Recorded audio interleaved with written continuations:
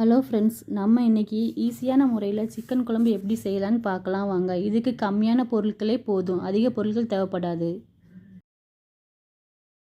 குழம்பு செய்கிறதுக்கு பாத்திரத்தில் ஆயில் சேர்த்துருக்கிற 2 ஸ்பூன் ஆயில் விட்டுக்கலாம். எடுத்து வச்சுருக்கிற பிரிஞ்சி இலை 2 பட்டை, ஏலக்காய் 2, கிராம்பு 2, சோம்பு 1 ஸ்பூன், கல்பாசி இதெல்லாமே உள்ளே சேர்த்து நல்லா கிண்டிக்கிடலாம். இந்த டைமத்தில் 100 வெங்காயம் உள்ளே சேர்த்து வதக்கிக்கோங்க. வெங்காயம் கொஞ்சம் பொன்னிறமாக வர்ற வரைக்கும் வதக்கிக்கிடலாம்.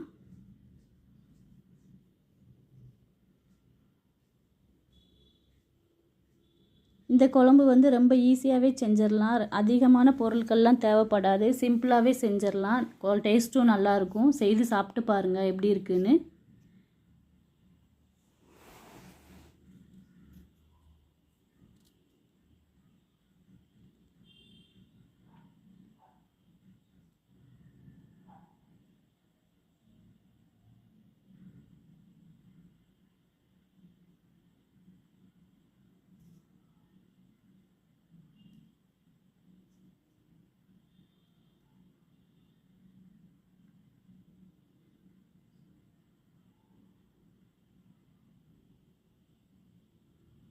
வெங்காயம் ஓரளவுக்கு வதங்கிடுச்சு. இந்த ஸ்டேஜில் 100 கிராம் தக்காளி எடுத்து வச்சுருக்கிறேன், அதையும் சேர்த்து நல்லா வதக்கிக்கிடலாம். வெங்காயம் தக்காளி ரெண்டுமே நல்லா வதங்கி வரட்டும்.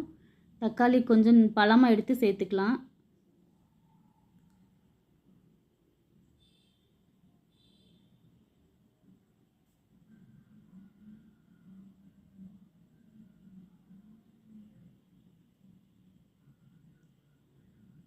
எல்லாத்தையும் மிக்ஸ் பண்ணி நல்லா வதக்கி விட்டுக்கலாம்.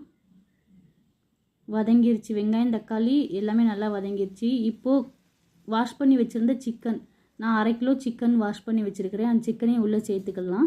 சேர்த்துட்டு நல்லா மிக்ஸ் பண்ணி விட்டுக்கலாம். தண்ணி சேர்க்காமல் வதக்கி விட்டுக்கோங்க.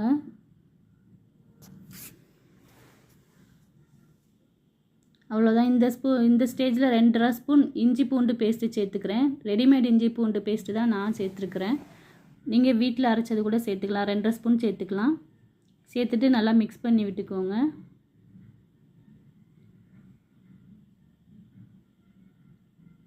அப்புறம் இந்த குழம்புக்கு தேவையான கல் உப்பு சேர்த்துக்கலாம்.